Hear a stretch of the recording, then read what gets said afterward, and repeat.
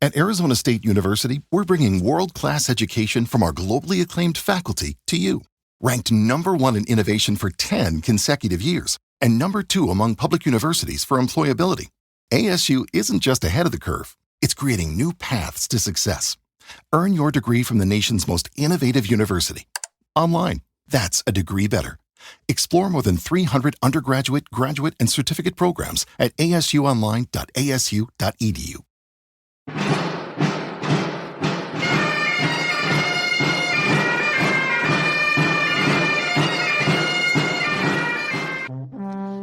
Armas, batallas y hombres que cambiaron el curso de la historia. Esto y mucho más en Bellum Artis Historia Militar. Hola amigos de la Historia Militar, bienvenidos a este vuestro espacio.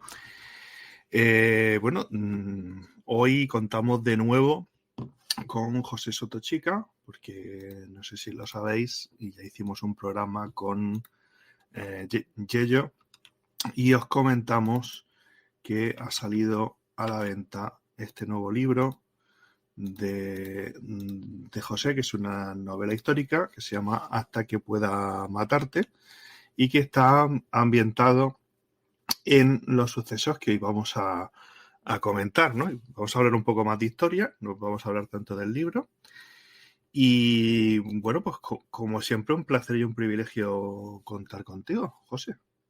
Pues muy buenas tardes, David. Para ti y para todos los seguidores de Bellum Artis, el privilegio es mío, como siempre, de estar en una casa tan llena de historia como la de Bellum Artis. Así que, y además, hablando de algo que tú dominas perfectamente y tanto que aprendí muchas cosas precisamente de ti. Así que vamos a pasárnoslo en grande hablando de una guerra muy poderosa, muy potente, muy despiadada, pero muy importante en nuestra historia.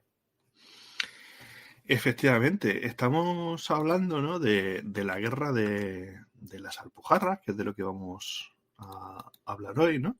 Y la guerra de las Alpujarras, pues bueno, es tan, voy a decir tan comentada, pero realmente no es tan comentada. Sí es bastante mal entendida. ¿Qué pasó, perdona?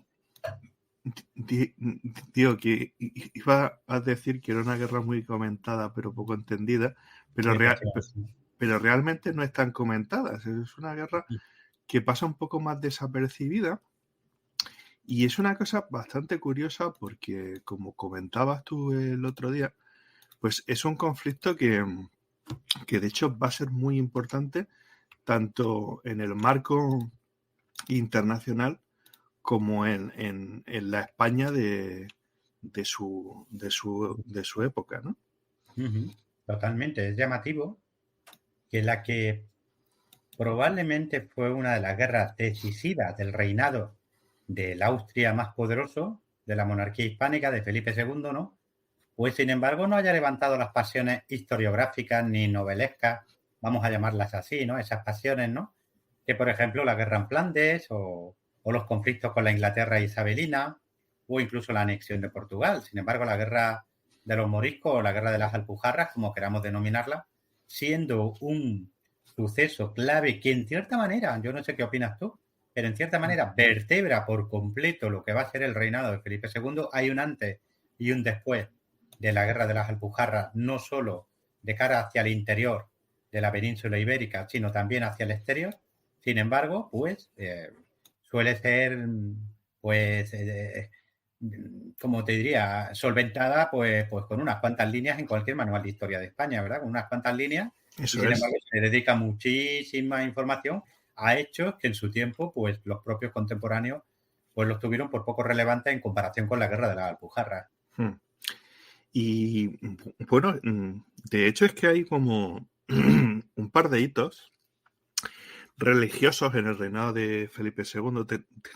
Tenemos por un lado que continúa y ya termina el concilio de Trento. ¿Sí? Por otro lado tenemos un par de conatos de herejías que se habían producido dentro del reino, como la de la secta de los alumbrados.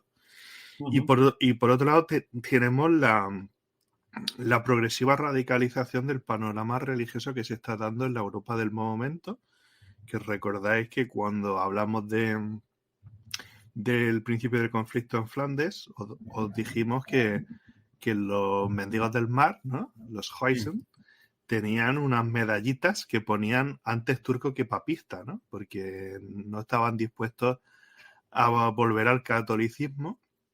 Entonces, la famosa frase de Felipe II, de no quiero ni deseo ser señor de herejes, pues queda un poco más contextualizada, ¿no? Porque tendemos a pensar que es que él era una persona súper mega cerril, ¿no? En el contexto de su época.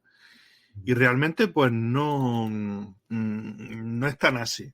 Vamos a ver. Era un monarca de su época, lo mismo que Isabel I de Inglaterra, lo mismo que lo que estaba pasando o lo que había pasado, por ejemplo, en Suiza, etcétera, ¿no? O sea, estamos en un panorama de radicalización religiosa, ¿no?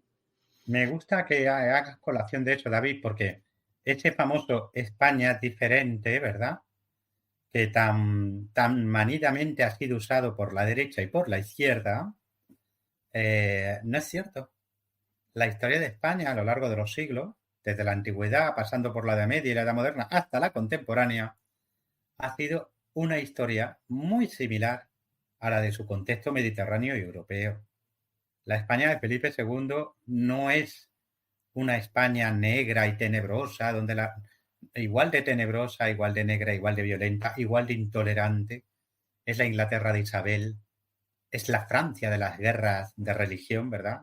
Es la Alemania desgarrada por el conflicto entre protestantes y católicos, es la Suiza de Juan Calvino, o es la Holanda rebelde de Guillermo de Orange, ¿no? Es decir, no estamos hablando de un contexto singular ni extraordinario, sino uno que se ancla muy bien en el contexto europeo, donde lo religioso se usa como herramienta de conformación de las monarquías que están ya prefigurando lo que van a ser los estados nacionales.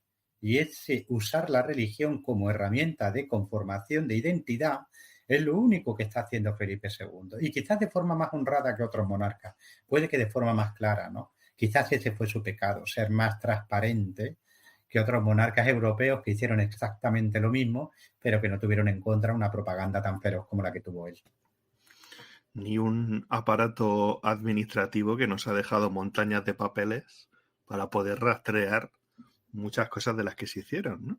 Sí. Porque sí. si tú te Además, pones yo sigo pensando, no sé qué piensas tú, Dime. Que no era, por ejemplo, en el caso que nos va a ocupar, y probablemente en Flandes tampoco, jamás fue la intención de Felipe II llevar la situación a un punto de no retorno, ni con los moriscos, ni con los protestantes. Es decir, fue mucho más conciliador de lo que se nos ha querido vender. ¿Te está gustando este episodio? Hazte fan desde el botón Apoyar del podcast de Nivos. Elige tu aportación y podrás escuchar este y el resto de sus episodios extra. Además, ayudarás a su productor a seguir creando contenido con la misma pasión y dedicación.